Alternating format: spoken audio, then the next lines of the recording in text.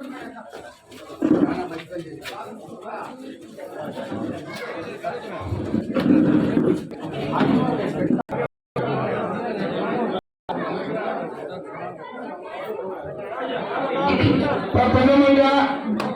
మన విశ్వమాన సంఘం తరఫున తెలుగుదేశం సతీష్ పొద్దున్న నుంచి మిత్రులు నా క్లాస్మేట్ సతీష్ ఎక్కడున్నా పడుతున్నా పెరుజూరి సతీష్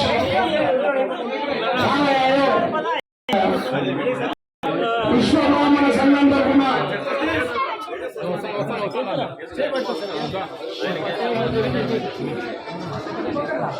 సతీష్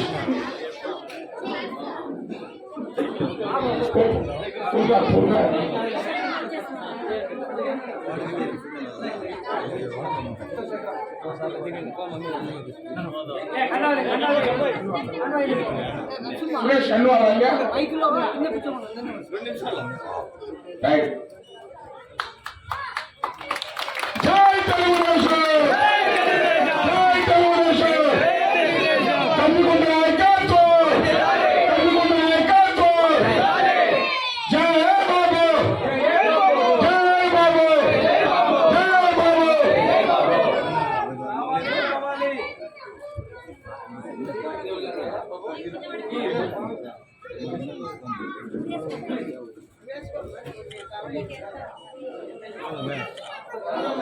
సన్మానం చేసిన పక్కకు వచ్చే ఇతరులకు అవకాశం ఇవ్వండి. సన్మానం చేసిన ఒక్కొక్కరు సన్మానం చేసి ఒక్కొక్కరు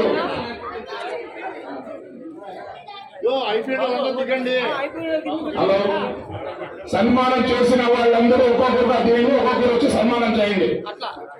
అందరికీ అవకాశం ఇవ్వండి దయచేసి.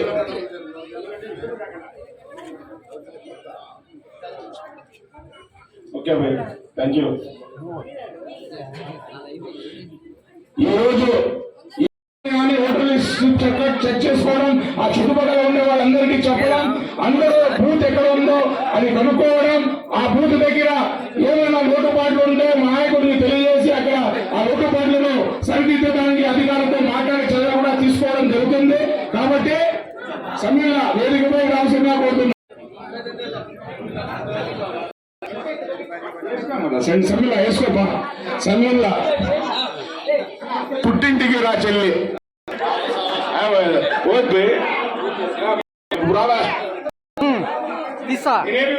దోస్తా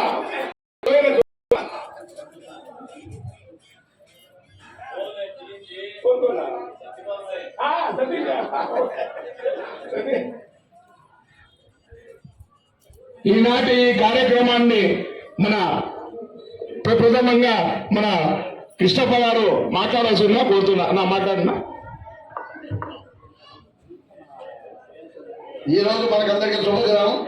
ఈరోజు మన కదలి విశ్వబ్రాహ్మణ నియోజకవర్గ సభ్యులు అందరూ, కమిటీ వాళ్ళు ప్లస్ విశ్వబ్రాహ్మణ సంఘము, అదేవిధంగా నియోజకవర్గంలో కూడా విశ్వబ్రాహ్మణులు అందరూ కలిసి కందుకొండ వెంకటప్రసాద్ అన్న గారికి సన్మానం చేస్తున్న మహాభాగ్యము. ఈ నియోజకవర్గంలో సుమారు దాదాపు 2800 మంది ఆచార్యులు, వడ్డంగి పనివారు, కమ్మరి కప్సాలి కార్పెంటర్లు, చిత్రకారులు అందరూ కలిసి 2800 మంది ఓట్లు ఉన్నాయి. కాబట్టి అన్నగారికి మేము పూర్తిగా సహకరించి మద్దతు ఓటు వేసి అన్నగారిని గెలిపించాల్సిందిగా కోరుతున్నాం. Thank you.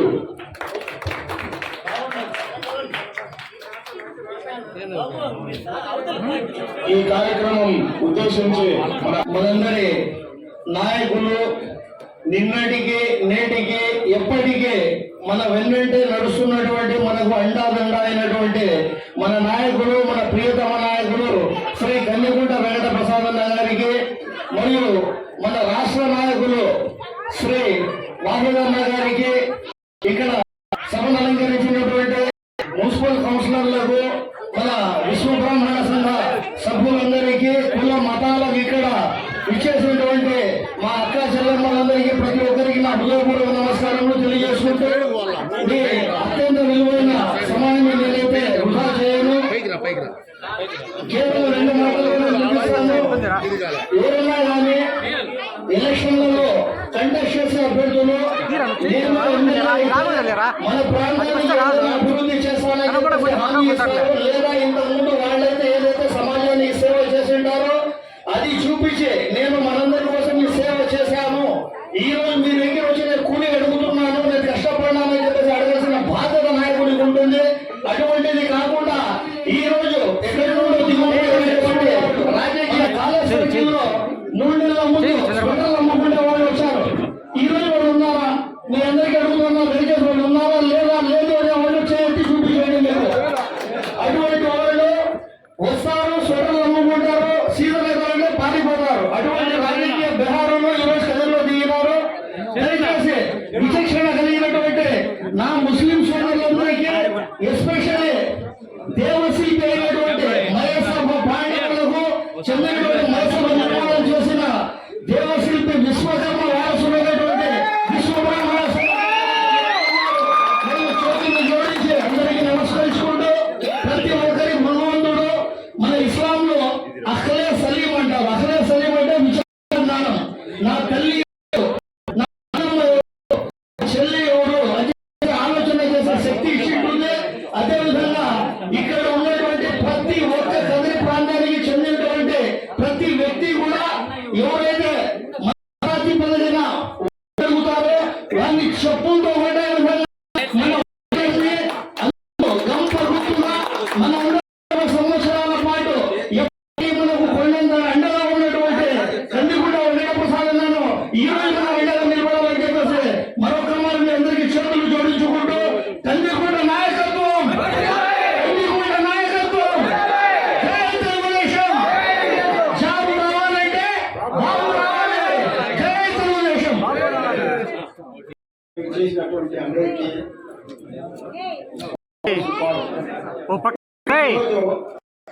మన తగ్గిపుట్ట సార్ గారికి ఒక సన్మానం చేయాలనే ఒక ఉద్దేశంతో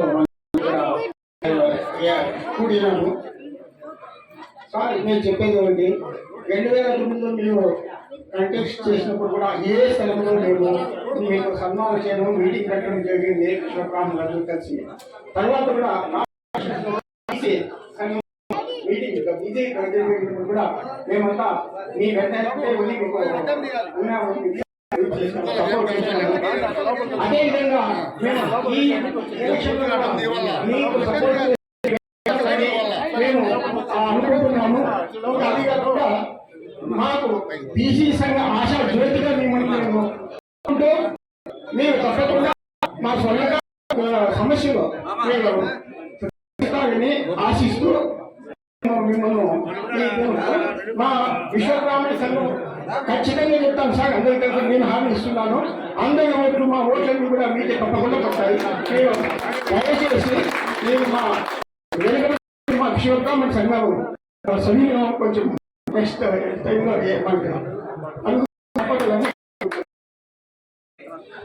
మన మీటింగ్ కు ముఖ్య అతిథిగా వచ్చిన మన కందికుంట వెంకటప్రసాద్ దగ్గరికి ప్రత్యేకమైన ధన్యవాదాలు తెలుపుతున్నాను. అలాగే మన నాయకులు, మన రాజశేఖరాచారి, మన కృష్ణప్రసాద్, మన విశ్వరూప, మిగతా సభ్యుల ప్రోగ్రాం ప్రత్యేకంగా కృతజ్ఞతలు. ఇప్పటి నుంచి తెలుగుదేశం పార్టీ విశ్వబ్రాహ్మణ 100% తెలుగుదేశం జనం ఉండదన్నా, అది ఎటువంటి సందేహం లేదు. ఇప్పటికి కాదు, తెలుగుదేశం ఉన్నంత వరకు కూడా విశ్వబ్రాహ్మణ సంఘం తెలుగుదేశానికి పనిచేస్తుంది. అంతేకాకుండా మా సహాయశక్తులు కూడా కష్టపడి మీ గెలుపు మేము దోహదపడతాము. మావి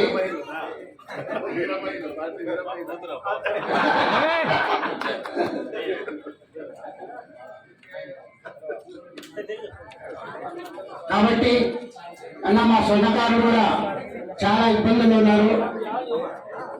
ఎందుకంటే ఈ మాలు వచ్చిన తర్వాత స్వర్ణకారులు చాలా ఇబ్బందులు పడి చాలా ఊర్లు వదిలేసి ఊరు ఆటోలు దూరకుండా ఊరు కార్పెంటర్ పనులు పోకుండా చాలా మంది కష్టపడుతున్నారు.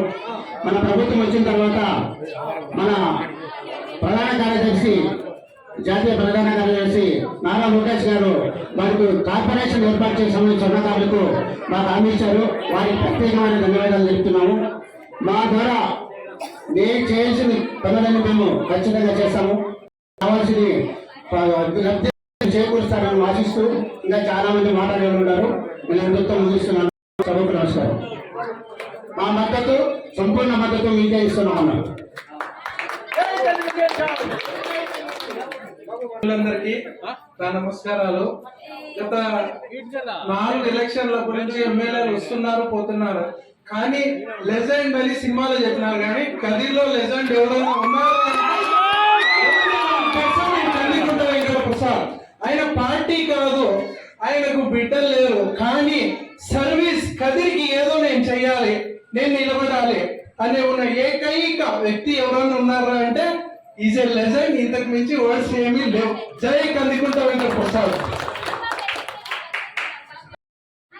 ఒక ప్రోగ్రాం ఉందని తెలుస్తానే కదిరి నియోజకవర్గంలో ఉన్నటువంటి పూర్తి మద్దతు తెలుపుదాం వచ్చిన మన సోదరికి నమస్కారం.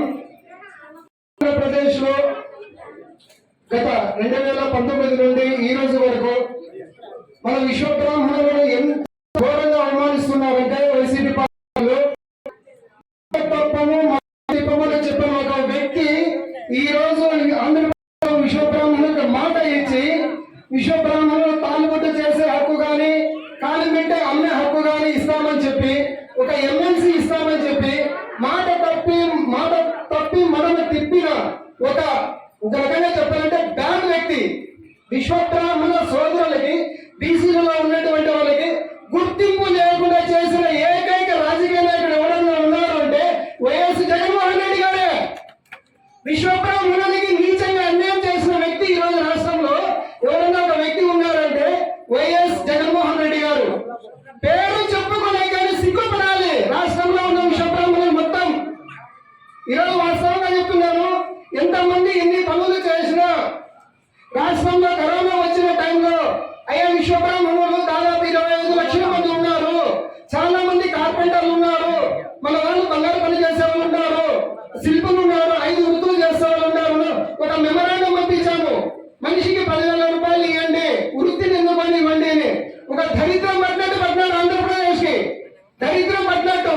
ఈ రోజు రాష్ట్రంలో ఎవరికి చేయని అన్యాయం ఎవరికైనా జరిగిందంటే రాష్ట్రంలో విశ్వబ్రాహ్మణులకే జరిగింది.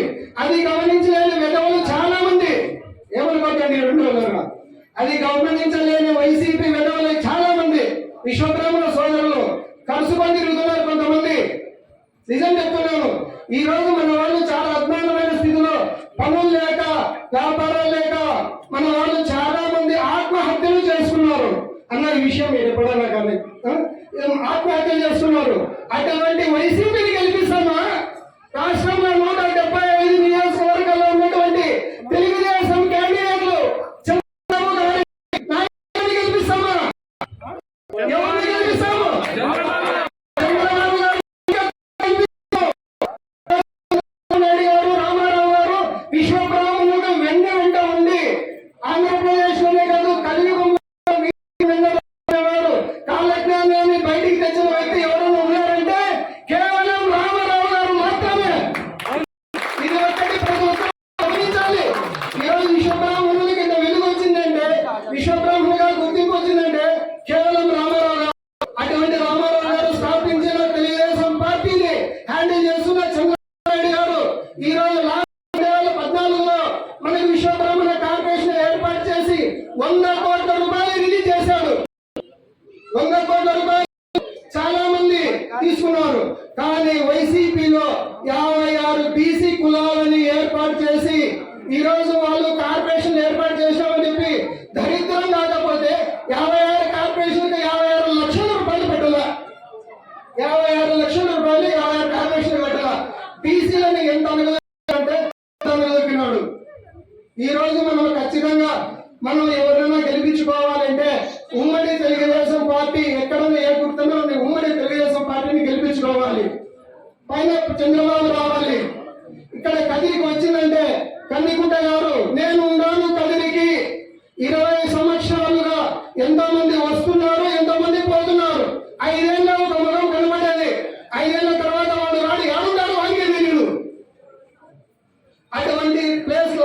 కందుకుంట గారు నేను ఉన్నాను, 5 ఏళ్ల నుండి నేను ఉన్నాను. ఎంతో మందికి ఎస్సీ, బీసీ, మైనారిటీ, ఓసీలతో సహా ఈరోజు పల్లెలన్నీ తిరుగుతున్నాం. కందుకుంట గారింట ఎంతో మంది మాకు సహాయం చేసినారంటున్నారంటే వాస్తవంగా అయితే ఎమ్మెల్యే ఉన్న వ్యక్తులు కానీ సహాయం చేయాలంటే సహాయం కందుకుంట గారు చేశారు. అటువంటి కందుకుంట గారిని గెలిపించుకునే అవకాశం మనకి ఆ దేవుడు ఇప్పుడు ఇచ్చాడు. బ్రహ్మంగారు మనకి ఇప్పుడు ఇచ్చాడు. ఆ అవకాశం సభ్యులను కందుకుంట గారిని కనీసం 50,000 మెజారిటీ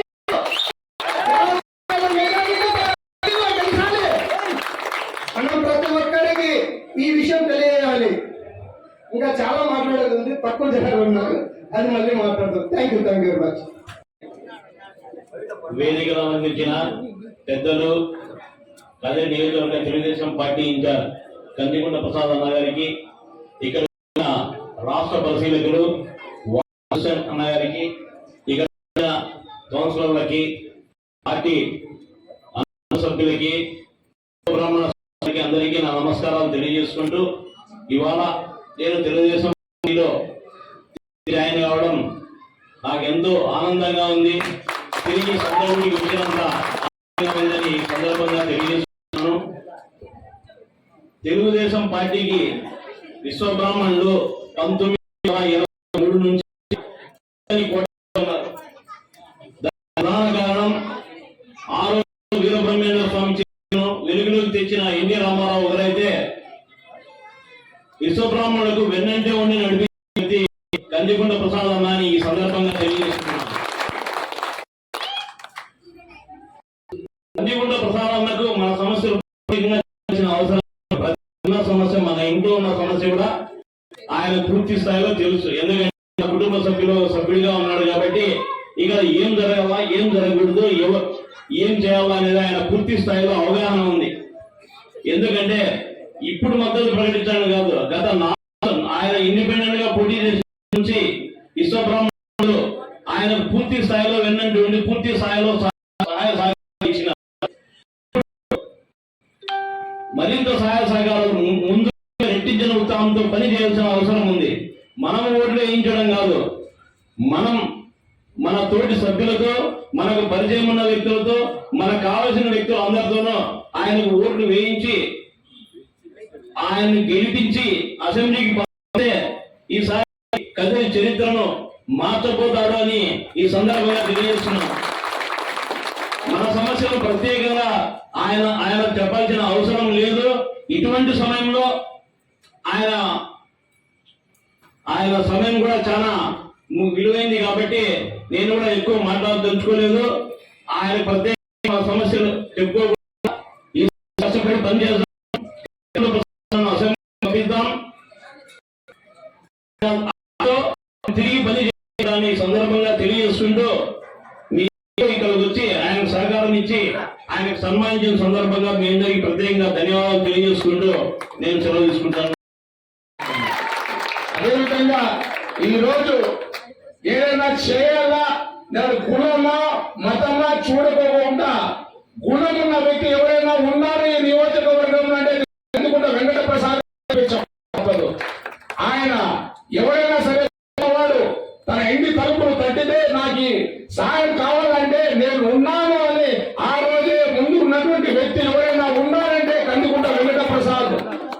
ఈ నియోజకవర్గంలో అభివృద్ధి చేసి చూపించే దమ్ము, ధైర్యం, సత్తా ఉన్న ఏకైక నాయకుడు కందుకుంట వెంకట ప్రసాద్ గారే అని చెప్పి సందర్భంగా తెలియజేసుకుంటూ మనందరి నాయకుడు ఈ నియోజకవర్గ తెలుగుదేశం పార్టీ ఉమ్మడి అభ్యర్థి శ్రీ కందికుంట వెంకట ప్రసాద్ గారి అందరూ కంకరతులతో స్వాగతం పలుకుతూ ఆయన మాట్లాడాలని చెప్పి సందర్భంగా తెలియజేసుకుంటున్నాం. సోదరులు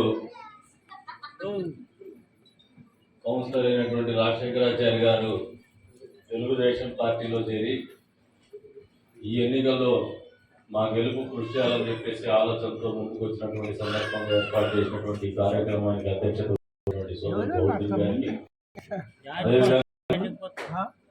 ఎప్పుడు కూడా సమయం దొరికినప్పుడల్లా నాకేదైనా ఒక నిమిషంలో ఏదైనా వాళ్ళకి ఏదైనా చెడ్డగా మాట్లాడుతూ స్పందించేటువంటి ఈ బజార్లో ఉన్నటువంటి ప్రతి విశ్వబ్రాహ్మణులకి వారి కుటుంబ సభ్యులకి పాత్రికేయులకు అందరికీ నమస్కారాలు.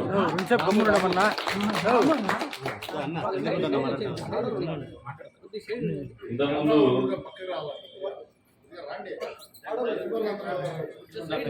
కొంచెం అట్లా కనపడాలంట అన్న, కొంచెం సైడ్ ఎన్నికలు అనేది నాకు కొత్త కాదు, మీకు కొత్త కాదు, ఈ రాష్ట్రానికి కొత్త కాదు, ఈ ప్రాంతానికి కొత్త కాదు, ఈ నియోజకవర్గానికి కొత్త కాదు. కాకపోతే ఈ 2024 ఎన్నికలు అనేది మన ప్రాంతానికి ఒక కొత్తదనాన్ని సంతరించుకున్నాయి, ఈ రాష్ట్రానికి కూడా ఒక కొత్తదనాన్ని సంతరించుకున్నాయి. ఒక ప్రత్యేకమైన పరిస్థితుల్లో ఈ ఎన్నికలు జరుగుతున్నాయి అనేది వాస్తవం. ఎందుకు చెబుతున్నానంటే, జగన్మోహన్ రెడ్డి లాంటి వ్యక్తిని ఒక్క ఛాన్స్ ఇవ్వమని అడిగితే మహానుభావుడు స్వర్గీయ నందమూరి తారక రామారావు గారికి కూడా ఇవ్వనటువంటి విజయాన్ని మనం అందరం కలిసి ఇచ్చేసినాం. 151 సీట్లు, 50% ఓట్లు. చరిత్ర అది. మామూలుగా 2 ఆడపిల్లలు ఆయనకి. వాళ్ళ ఆయన ముఖ్యమంత్రి ఉంటే 1 లక్ష కోట్లు సంపాదించాడు. జీవితాన్ని మామూలుగా అర్థవంతంగా బతుకుతారు ఎవరైనా. కొంతమందికి భగవంతుడు శాపం పెట్టింటాడు, డబ్బు పిచ్చి పెట్టింటాడు. కొంతమంది అన్నం ముందు పెట్టుకుంటారు, కొంచెం 2 పిడుసులు తింటారు, కడుపు నిండుతుంది, కానీ కళ్ళు నిండా గట్లే చూస్తూనే ఉంటారు. జగన్మోహన్ రెడ్డికి శాపం ఉంది. అందుకనే ఈ రాష్ట్రంలో ప్రజలు ఏ నాయకుడికి ఇవ్వనటువంటి అద్భుతమైనటువంటి విజయం 151 సీట్లు, 50% ఓట్లు ఇచ్చేసి ఒక చరిత్రకారునిగా ఆయన్ని నిలబెడితే, ఆయన చేసింది ఏంటంటే, మళ్ళీ 4 సంవత్సరాల 10 నెలల కాలంలో మీకందరికీ మద్యపాన నిషేధం చేస్తారని మాటిచ్చి మద్యం వ్యాపారం చేస్తారు. ఆ మద్యం వ్యాపారం కూడా పాపం మీ వాళ్ళు ఎవరైనా కానీ ఆ కార్మికులు పోయేసి తాగాలంటే జగన్ బ్రాండ్లే ఉంటాయి, జే బ్రాండ్లే ఉంటాయి, కానీ సరైన నాణ్యమైనటువంటి బ్రాండ్లు కూడా ఉండవు. అది కూడా సారాయికి రంగు వెలిపేసి కల్తీ సారా వ్యాపారం చేస్తారు. ఎవరైనా మామూలు నాయకుడు ఏదన్నా రాజకీయానికి అలవాటు పడి కొత్తగా వచ్చి అవినీతికి పాల్పడినాడంటే పర్వాలేదు, కానీ సకుటుంబ సపరివారంగా అంటే వాళ్ళ బిడ్డలు అనలేం, కానీ భార్యాభర్తలు ఇద్దరు కూడా కౌంటింగ్ మెషిన్ పెట్టి క్యాష్ కౌంటింగ్ చేసుకుని సంచులు వేసుకొని పాపం తాడేపల్లి కూడా పోయి భారతమ్మకు అప్పచెప్తారు. ఈ మధ్య సిమెంట్ మీద ప్రతి సిమెంట్ బ్యాగ్ 10 రూపాయలు, ఇసుక మీద 12 కోట్ల రూపాయలు డబ్బు కొట్టాడు. ఇవన్నీ ఇప్పుడు ఉండేటువంటి మా దగ్గర డబ్బులు అని చెప్పి పెట్టి 2 లక్షల డబ్బులు ఇస్తారు. బస్సు యాత్ర 30,000 డబ్బులు ఇస్తారు. ఈరోజు సోషల్ వ్యాలెంట్కి 3,000 ఇస్తారు, అవసరం 5,000 ఇస్తారు. ఎవరిని కొనుక్కోవాలని చూస్తున్నారు వీళ్ళు? ఇంత డబ్బు పెట్టాల్సి వస్తుంది. ప్రజల్లో పలుకుబడి లేదు, ప్రజల్ని మనుషులుగా చూడటం లేదు, ప్రజల్ని ఓటర్లుగా చూసేటువంటి భావనతో ఆలోచనతో ఉన్నటువంటి నాయకులు రాష్ట్రాధికారంలో చేకూర్చుకుంటే ఇటువంటి పరిస్థితుల కంటే భిన్నమైన పరిస్థితులు రావనేది వాస్తవమని మీరందరూ గ్రహించుకోమంటారు. ఆడవాళ్ళు ఉన్నారు, మీకు అర్థమయ్యేటట్టు చెప్తే మీరు బాగా మాట్లాడుతుంటారు. మామూలుగా మీరు టాక్టివ్ ఉంటారు ఆడవాళ్ళు, చర్చా వేదికలు ఎక్కువ, మీ మామూలు వాస్తవంతో ఫోన్లో మాట్లాడుకుంటే బాగా చెప్పగలుగుతారు. అందుకే మిమ్మల్ని ప్రింట్ చేస్తాను. మా వాళ్ళకి వేరే వెస్టెడ్ ఇంట్రెస్ట్ ఉంటాయి నాయకులకి. వాళ్ళకి నచ్చితే ఒక రకం ఉంటుంది, డబుల్ స్టేట్మెంట్స్ ఉంటాయి, వాళ్ళకి నచ్చని ఉంటాయి. కాబట్టి మీరే నిజాయితీ వెళ్తారని మిమ్మల్ని ఎడ్యుకేట్ చేస్తున్నాం. అంటే ఇటువంటి పరిస్థితుల్లో రాష్ట్రంలో మీరు అందరూ గుండెలు మీద చేసుకోవాలని ఉన్నారు, చదువుకున్నటువంటి పిల్లలు ఉన్నారు. మన రాష్ట్రానికి రాజధాని ఉందా? లేదు. ఈ రాష్ట్రానికి జీవనాడిగా పోలవరం ప్రాజెక్టు పూర్తి అయితేనే ఈ ప్రాంతం రైతాంగం కావచ్చు, ఈ రాష్ట్రంలో ఉన్నటువంటి రైతాంగం కావచ్చు ఉందనే ఆలోచనతోనే పూర్తి చేయాలనే ఆలోచనతో చంద్రబాబు ముందుకు పోయి దాదాపు 74% మీద పనులు పూర్తి చేసినారు. ఈ రోజు ఆ పోలవరం 76% ఏమన్నా అయింది అంటే అవలా. 100% పూర్తి చేస్తానని అమ్మటి రాంబాబు ఉంటాడు, కానీ ఆయన ఏం పూర్తి చేస్తాడో మనకైతే తెలియదు. ఆయన పూర్తి అయిపోయే పరిస్థితి వచ్చేసింది. అంటే ఈ రాష్ట్రానికి జీవనాడిని ఎందుకు చెప్తానంటే, వ్యవసాయ ఆధారితమైనటువంటి రాష్ట్రంగా రాష్ట్ర విభజన తర్వాత అవతరించినటువంటి రాష్ట్రం ఆంధ్రప్రదేశ్ రాష్ట్రం. ఈ రాష్ట్రంలో ఆదాయం రావాలంటే వ్యవసాయం బాగుండాల, రైతు బాగుండాల. పెద్ద ఎత్తున గ్రామీణ ప్రాంతం ఉన్నటువంటి రాష్ట్రం ఇది.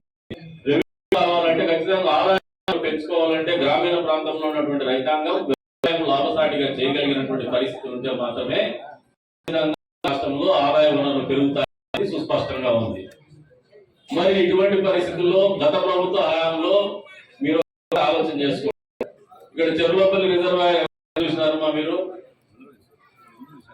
చెరువులపల్లి రిజర్వాయర్ లో మామూలుగా రాయలసీమ ప్రాంతంలో, అది కూడా ప్రత్యేకంగా మన అనంతపురం జిల్లాలో మన కదిరి ప్రాంతంలో జలాలు ఎప్పుడైనా ఊహించినారా? మీరు ఒకసారి ఆలోచన చేసుకోండి. ఎప్పుడు కూడా ఊహించినటువంటి అద్భుతమైనటువంటి కార్యక్రమాన్ని ఆవిష్కరింపజేసినటువంటి ఘనత చంద్రబాబు నాయుడు గారిది, ఆ ప్రభుత్వాన్ని.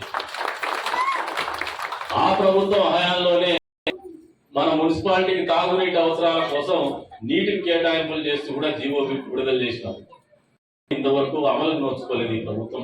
4 సంవత్సరాల 10 నెలలైనా కూడా. ఎందుకు అమలు నోచుకోలేదంటే పాలకులకి, ప్రజాప్రతినిధులకి చిత్తశుద్ధి లేకపోవడం. గత సార్వత్రిక ఎన్నికల సందర్భంగా ఈ నియోజకవర్గంలో లోకల్ మేనిఫెస్టో అని చెప్పేసి ఒక కదిరి అభివృద్ధి వేదిక, ఏదో ఒక వేదిక, పాపం పోయినసారి ఎన్నికల్లో సిఆర్సి క్లబ్ వెన్యూగా ఒక వేదికను ఏర్పాటు చేసినారు. ఆ రోజు పోయేసి మేనిఫెస్టో రిలీజ్ చేసినారు. ప్రతి చెరువుకి నీళ్లు ఇస్తామని చెప్పేసి ఎన్ని చెరువులకు నీళ్లు ఇచ్చినారో సమాధానం చెప్పలేనటువంటి పరిస్థితి. ఎన్ని చెరువులకు షట్టర్ మెకానిజం వచ్చిందో చెప్పుకోలేని పరిస్థితి. ఈ రోజున మీరు ఒకసారి ఆలోచన చేసుకోండి. ప్రతిపక్షంలో ఉన్నాం ఎమ్మెల్యేగా. ఈ ఊర్లో ఇండోర్ స్టేడియం అనేది నేషనల్ లెవెల్ ఛాంపియన్స్ ని ప్రొడ్యూస్ చేసినాం మనం కదిరిలో. జాతీయ స్థాయిలో 2 ఆటగాళ్ళు బ్యాడ్మింటన్ లో ఆడుతూ ఉన్నారు, క్రీడాకారులు. అది కదిరి నుంచి వచ్చినటువంటి పిల్లలే. దాన్ని ఏ రకంగా వాళ్ళని డెవలప్ చేయగలిగామంటే కదిరిలో ఒక ఇండోర్ స్టేడియం సిఆర్సి క్లబ్ లో మేము ప్రతిపక్షంలో ఉన్నప్పుడు అప్పుడున్నటువంటి రాజ్యసభ మెంబర్ దగ్గర డబ్బులు ఇచ్చి, నా వంతుగా నేను కొద్దిగా డబ్బులు ఇచ్చి, ఎంపీ దగ్గర డబ్బులు తీసుకొచ్చేసి మనకున్నటువంటి అరకొర నిధులతో ఏర్పాటు చేస్తే ఈ నియోజకవర్గంలో 2 బిడ్డలు పోయేసి ఈ రోజున జాతీయ స్థాయిలో బ్యాడ్మింటన్ ఆడుతున్నారు. అది అవగాహన. ఆ స్థాయి పనులు ఏమైనా చేయగలిగినారంటే నాయకులు చేయలే. మీకు ఇంకా మనం వాళ్ళని మాట్లాడే మిమ్మల్ని పాజిటివ్ థింకింగ్ లేకపోదాం.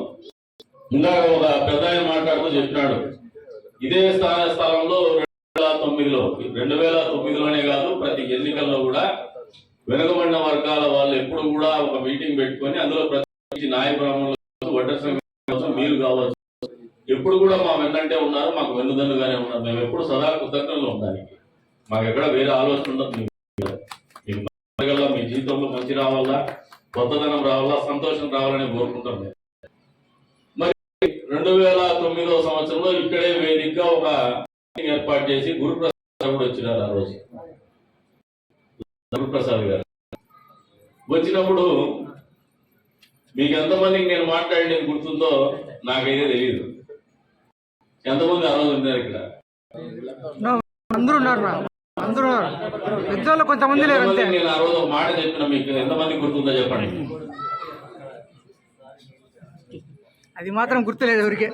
మీకు ఆ రోజు ఒక మాట చెప్పిన, మొదటి తరం రాజకీయ నాయకుడిగా రాజకీయాల్లోకి వచ్చిన, రాజకీయ కుటుంబం నుంచి రాలా, మంచికో చెడుకో వచ్చేసినాం. మీరందరూ మావాణిగా భావించి మీరు కూడా నేను పోయి కూడా మీరు ఆలోచించే విధంగా బతుకుతాను, దానికి కట్టుబడి ఉన్నాయి. ఈరోజు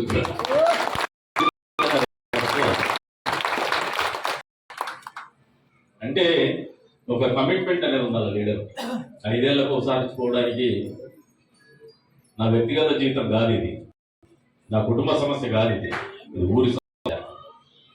ఊరు చాలా మంది ఆస్పిరేషన్స్ ఉంటాయి, పిల్లలకి ఆస్పిరేషన్స్ ఉంటాయి. మా ఊరు బాగుండాలనే కోరిక కూడా ఉంటుంది, మా ఊర్లో కనీస వసతులు ఉండాలనే ఆలోచన కూడా ఉంటుంది, మా ఊర్లో జీవన ప్రమాణాలు మెరుగుండాలనే ఆలోచన కూడా ఉంటుంది. మేము ఎక్కడికో బయటికి పోయే కంటే మాకు ఇక్కడే అన్ని ఉంటాయని చెప్పేసి ఆడవాళ్ళు గురువు కోరుకుంటూ ఉంటారు. పక్క ఊరికి పోయినప్పుడు డ్రింకింగ్ వాటర్ అనేది ఇష్యూనే కాదు, మాకు కుళాయి తిరిగితే నీళ్ళు వస్తాయనే ఆలోచన ఉన్నప్పుడు మాకు ఎందుకు రాదనే ఆలోచన కూడా ఉంటుంది. ఇవన్నీ కూడా వాస్తవ రూపం. ఎప్పుడైతే మనిషి తలసరి ఆదాయము జీవన ప్రమాణాలు పెరుగుతాయో నాగరికత వస్తుంది. ఎప్పుడైతే మనిషి నాగరికతకు అలవాటు పడతాడో ఖచ్చితంగా సమాజం బాగుంటుంది, అక్కడ ఉన్నటువంటి పిల్లలు బాగుంటారు, వాళ్ళ జీవితాల్లో మార్పు వస్తుంది. ఓ రోడ్డు వేసి అభివృద్ధి అని చెప్పుకునేటువంటి రాజకీయ నాయకులు ఉన్నారు మనకి. రోడ్డు అభివృద్ధిలో భాగమే కానీ రోడ్డే మొత్తం అభివృద్ధి కాదనేది వాస్తవం అని మీరు అందరూ గ్రహించుకోవాలి. ఇక్కడ ఉన్నటువంటి పరిస్థితుల్లో మీరు అందరూ కూడా ఇన్నేళ్ల నుంచి ఆలోచన చేస్తూ ఉన్నారు. ఇన్నేళ్ళు మీరు రాజకీయాలు చూసినారు, నేను 20 సంవత్సరాల నుంచి చూస్తున్నా. ఎంతమంది నాయకులకి ఈ కదిరి అంటే నరసింహస్వామి గుర్తుకొస్తాడు. ఈ నరసింహస్వామిని మనం ప్రపంచ దేశాలకు మన వాళ్ళు బయట ఉన్నప్పుడు కూడా చూపించాలనే ఆలోచన ఎంతమంది నాయకులకు వచ్చిందో మీకు తెలియదు. మీరు ఆలోచన చేసుకోండి. మొదటిగా మేము మనమే ఆలోచన చేసినాం. ఎంతమందికి ప్రభుత్వం తరఫున పట్టు వస్త్రాలు కావాలని చెప్పేసి పట్టుబట్టి తెచ్చుకోగలిగినారు. ఎంతో మంది నాయకులు, మంత్రులు కూడా చేసినారు ఈ నియోజకవర్గంలో. ఎవరికైనా వచ్చిందా? రాలా. ఇంకో మంత్రి అయితే ఒకసారి హిందూ ముస్లిం గొడవలు పెట్టేసి తన పని కలెక్షన్ చేసుకున్నాడు. అంటే శవాల మీద చిల్లరేసుకోవడమే. నేను చెప్తున్నది కేసులు పెడతామని బెదిరించి కలెక్షన్ చేసుకోవడమే వాళ్ళకున్న విజన్. అది బహుశా 2009 తర్వాత వరుసగా 2 సార్లు ఓడిపోయానండి. ఒక టైంలో నేను నిర్లక్ష్యంతో ఓడిపోయింది వాస్తవం. ఆ రోజు కూడా గెలిచి ఉండొచ్చు, బహుశా నా ఓడించింది. కానీ ఒక రంగం మంచిగా అనుకుంటాను నేను. దాని తర్వాత కూడా మొన్నటి రోజున ఈ ఎలక్షన్స్ ఓడిపోయిన తర్వాత వాస్తవానికి దగ్గరగా బతికేటువంటి పరిస్థితులు మాకు కల్పించబడ్డాయి. ఒకసారి ఎమ్మెల్యే ఉన్నా, ప్రతిపక్షంలో ఉన్నా. రెండోసారి అధికారం వచ్చింది, నేను ఓడిపోయినా. మీరు అధికారం వచ్చి నేను ఓడిపోయినప్పుడు కూడా నన్ను మీరు నెగిటివ్ షేడ్స్ ఎవరైనా చెబితే తొందరగా నమ్మేటువంటి పరిస్థితులు ఉన్నాయి. వాస్తవంగా నేను పనిచేసేటువంటి విధానం కూడా మీకు తెలియకుండా ఉండేటువంటి పరిస్థితులు. ఎమ్మెల్యే ఉన్నప్పుడు కూడా ఎమ్మెల్యే అనే ఆలోచనతో కూడా మీరు ఉండొచ్చు. మీరు పాజిటివ్నే ఉన్నారు. పాజిటివ్ లేకపోతే నాకు అది ఓటు మమ్మల్ని గెలిపించడం పాజిటివ్. కాకపోతే ఒక పరిణితి చెందినటువంటి నాయకులు మీ మధ్య నుండి మళ్ళీ బాధ్యతలు వస్తే దాన్ని ఆ ఆలోచనలకు అనుగుణంగా పనిచేయగలిగితే ఆ ప్రేమ, అభిమానము, ఆ సమాజం పట్ల బాధ్యత, ఆ సమాజం పట్ల అంకిత భావం ఉండేటువంటి నాయకత్వం ఉంటే ఖచ్చితంగా ఆ సమాజంలో వస్తాయని వాస్తవమని మీరు అందరికీ చెప్తాను. అందుకని బహుశా 2 పోయింట్లు నాకు మంచిదే అనుకుంటాను. ఆ రోజున నాకు ఏదైనా అవకాశం వస్తే ఖచ్చితంగా ఆ రోజు నాకైతే ఒక మంచి పొజిషన్ ఇచ్చేవాళ్ళు. ఆ 800తో పోకపోతే, ఎందుకంటే ముందుగానే చెప్తున్నారు నాకు. కానీ ఇచ్చుంటే ఇంత మెచ్యూర్డ్ గా ఆలోచన చేసేటువంటి పరిస్థితి లేకపోవచ్చు. కొంచెం పిల్లాకు ఉండేవి మాకు 40 ఏళ్ళకి. కష్టం తెలియదు, మనుషుల్లో ప్రేమ తెలియదు. అధికారం అంటే చలాయించాలనుకునే వాళ్ళం. అధికారం అంటే ఉపయోగపడాలనే ఆలోచన కష్టాలు చూసిన తర్వాత నేర్చుకుంది. అసలు ఈ ప్రాంతంలో ఉన్నటువంటి ప్రజలకు ఉన్నటువంటి కష్టాలు నేర్చుకోవాలనే ఆలోచన వచ్చింది. మీతో కలిసి బతికి ఉన్నప్పుడు కష్టాలు కలిసి బతికేటువంటి క్రమంలోనే చాలా అనుభవాలు మాకు పాఠాలు నేర్చుకుంది. మంచి పనులు చేయగలిగినటువంటి అవకాశం నాకు భగవంతుడు ఇచ్చినాడు. అందుకే నరసింహస్వామి నాకు 10 ఏళ్ళు నేర్చుకోవాలని పంపించినాడని చెప్పేసి నేను కూడా ఆలోచన చేస్తాను. ఈ ఎన్నికలైతే తమాషా వ్యవహారం. గోధికాడ గుండనక్కల మాదిరి కొద్దిగా కాసుకున్నారు. ఈడు ఎప్పుడు లోపలికి పోతాడా, నాకు టికెట్ వస్తుందా అనుకునేటువంటి వాళ్ళు ఉన్నారు. ఇంకోటేమో పెండ్లాని టికెట్ అనౌన్స్ చేసినా పర్వాలే, వారం లోపల మళ్ళీ వెళ్ళిపోతాడు, నాకు అప్పుడు మళ్ళీ మార్చి ఇస్తాడని కాసుకునే వాళ్ళు ఉన్నారు. మళ్ళీ అది పాపం అది నెరవేరకపోయేసరికి పార్టీలు మారేసినారు. నాయకుడికి ఇటువంటి ఆలోచన ఉండేటువంటి వాళ్ళు నాయకులా మీరు ఆలోచన చేసుకోవాలి. ఇప్పుడు వచ్చినటువంటి పోటీ చేస్తున్నటువంటి అభ్యర్థికి ఎంత మాత్రం అవగాహన ఉందో నాకైతే తెలియదు. వస్తానే ఎన్ఆర్సీ, సిఏఏ ఇవే చెప్పుకుంటారు వాళ్ళు. అంటే ఇక్కడ ప్రేమతో రాజకీయం చేద్దాం, ప్రేమతో ఎన్నికల్లో గెలవాలా, నమ్మకంతో ఎన్నికల్లో గెలవాలా, ప్రజల విశ్వాసాన్ని చూరగొని ఎన్నికల్లో గెలవాలనే ప్రయత్నం అయితే చేయడం లేదు. ప్రభుత్వంలో 5 సంవత్సరాల కాలం పాటు ఉన్నాము, ఈ ప్రభుత్వం మా ప్రభుత్వం ఇది చేసింది, మంచి చేసింది అనే ఆలోచనతో, లేదంటే ఈ ప్రాంతంలో ఈ అభివృద్ధి చేసింది నియోజకవర్గాన్ని చెప్పేటువంటి దమ్ము ధైర్యము, వాస్తవంగా ఆలోచన చేసేటువంటి ఆలోచన విధానం లేకుండా, ఒక స్పష్టత లేకుండానే ఎన్నికల్లో పోటీ చేయాలా, हमारे पास पैसे नहीं, पैसे सामने वाले के नहीं, हमारे पास मजहब है दूसरे वाले के नहीं, ఈ రకమైనటువంటి ఆలోచన ఉండేటువంటి వాళ్ళు ఇది మీకు చిన్న మీటింగ్ అయినా ఎలాబరేట్గా చెప్తాను. ఎందుకంటే ఇది కమ్యూనికేట్ అవుతుంది.